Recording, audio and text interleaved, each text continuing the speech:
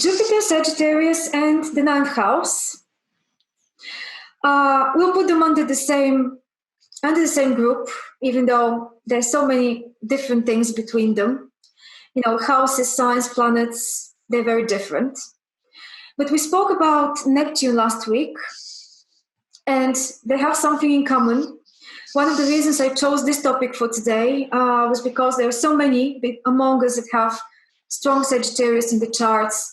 I don't that much. I've got just Saturn and Uranus in the 7th house in Sagittarius. But many of you have a lot more going on in this sign.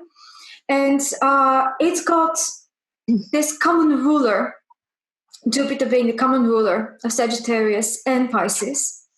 So I thought we can make a transition between the two more easily and also maybe compare them a little bit. Neptune and Pisces were that side of, before we had Neptune, Jupiter was the ruler of Pisces. And this is the main reason why there is so much in common between Pisces and Sagittarius. But they're also so different. And one of the things which I find most interesting is how Pisces is concentrated on the past and on its distant memories, on making peace with something which had already happened, or is as an experience that's more internal, more pensive, more introverted. It's a water energy. Well, here with Sagittarius, we are looking to the future.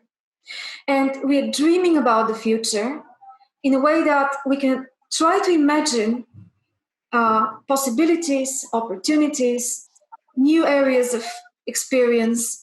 And Jupiter is so much about this sort of creative imagination where we advance forward based on what we can imagine as a possibility of moving into a territory where we've never been before. And the actual planet, Jupiter, it's the largest, as you know.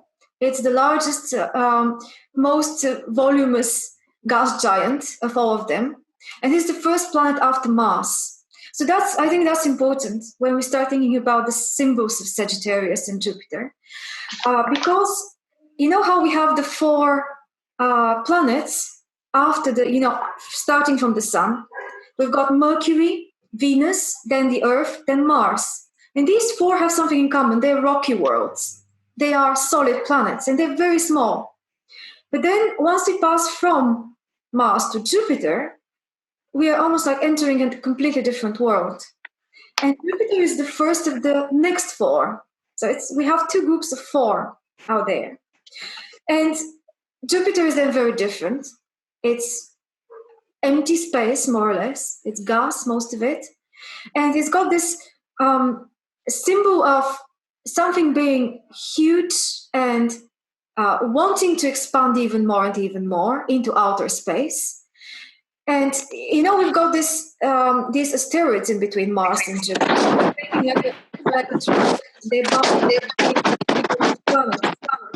Well, I think there is you're touching your microphone.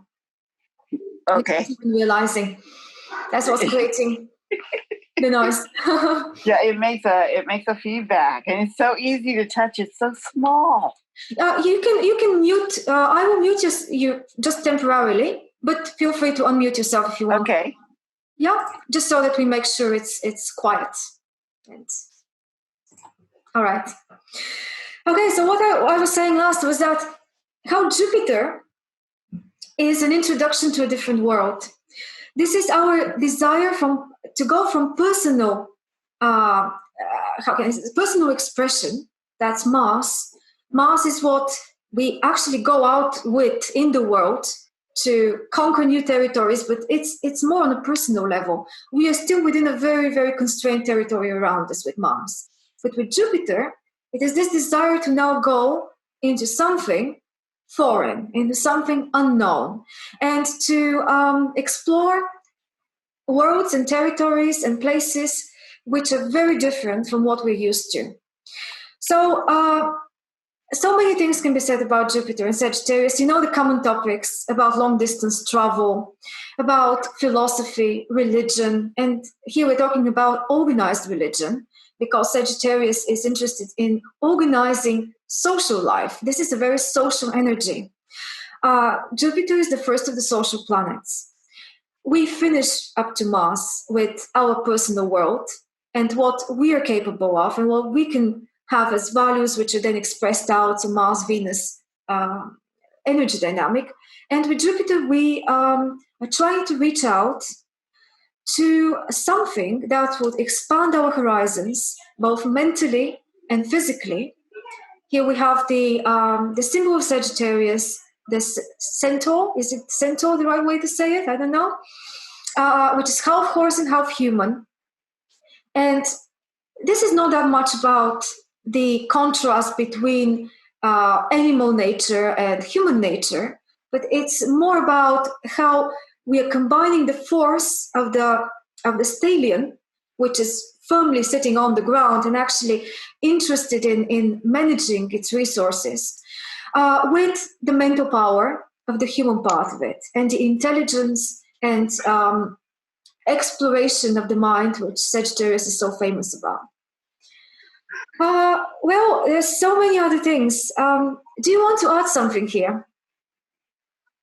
Yes, Radlina, when you mention about that energy of discovered territories, is that like a metaphorical thing or it's just literal? Both ways. I really like these three images of the Sagittarian, which are very often mentioned. Actually, the way I'm telling you now about this is the idea of Stephen Forrest again. You know how big of a fan I am of Stephen Forrest now. So he's talking about the gypsy, the scholar, and the philosopher. They are all Sagittarian expressions.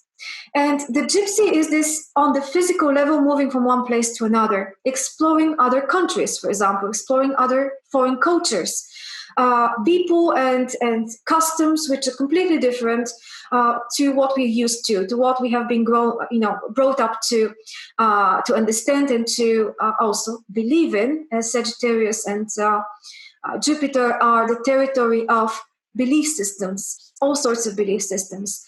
So this is on the physical level.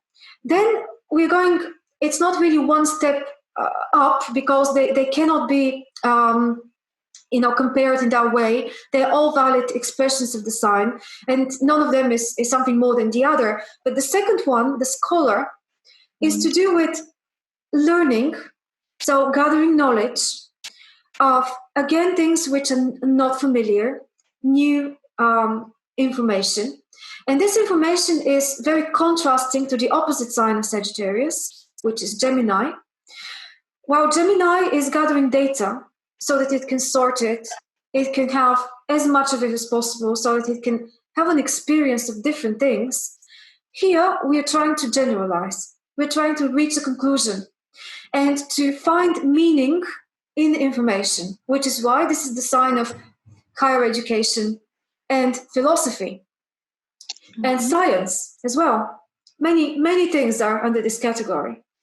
And the philosopher is then one expression of how we are trying to find the common denominator between the belief systems and the interpretations of reality and what we call the truth, coming from all sorts of different places.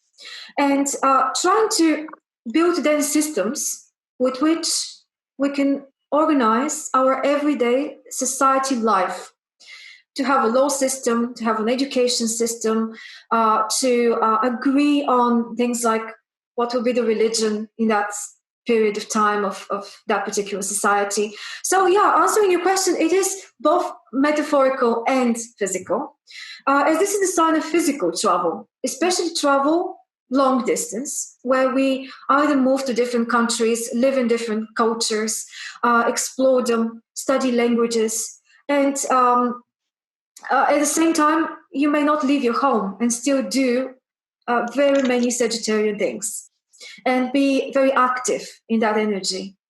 But you can do that through reading books, to exploring, other people's philosophies, which may be belonging to someone that's long dead, but you're still being influenced by it.